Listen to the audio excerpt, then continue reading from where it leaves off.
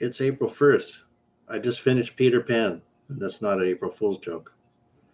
Last week was spring break, so I hadn't posted a book review in a while, but I didn't read because my kids were home.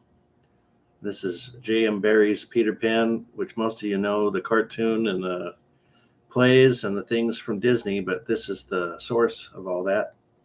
And it came from the Best of Children's Classics, which I previously read The Wizard of Oz, and it was pretty good.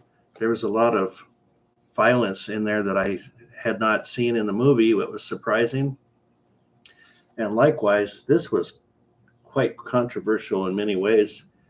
They made it very clear that Peter Pan and the boys had no problem murdering a whole bunch of pirates, which in my mind, I didn't think of the Disney story as that violent. It must have been either watered down or maybe I wasn't paying enough attention, but yeah, they had no problem sneaking in and murdering pirates left and right.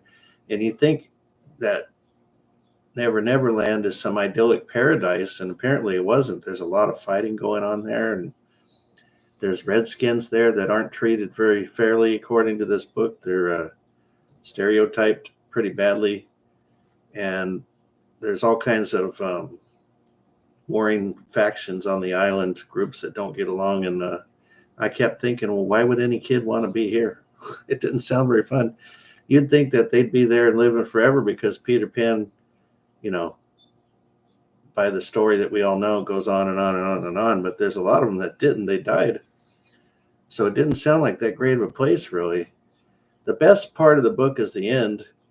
It's quite poignant because Wendy grows up and, you know, all that he can't have her as a mom and all that stuff.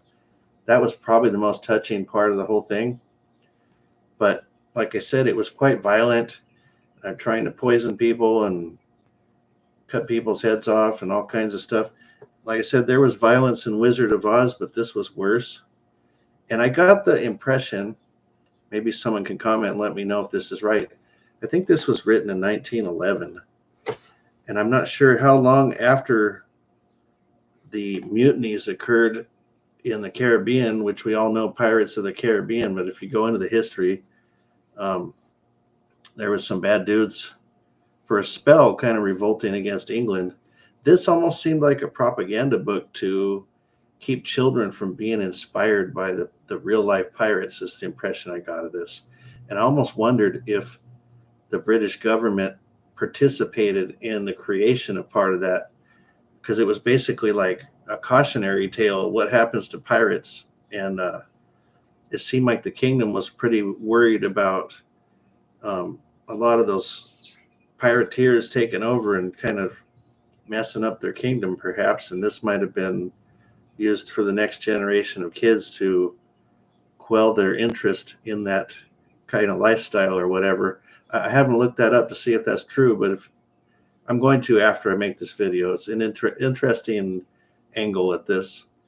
Other than that, it is kind of weird. It seems like it's more geared towards girls, perhaps, than boys, except for that angle of don't become a pirate because it's dangerous. I don't know. I didn't like it as much as The Wizard of Oz. Even with the violence in it, The Wizard of Oz was still kind of charming, whereas this one wasn't that charming, and it was just kind of sad at the end. So I don't know. What's your impression of Wizard of Oz versus Peter Pan? I've got The Little Prince, A Little Princess, and The Secret Garden are the three stories remaining. I'm probably going to read A Little Prince. I think it's older than A Little Princess. I forgot. I looked up before and I don't remember. But it's definitely shorter, so I'm going to probably bang that out in volume 3. And let me know what you think about the book Peter Pan as opposed to all of the Disney stuff.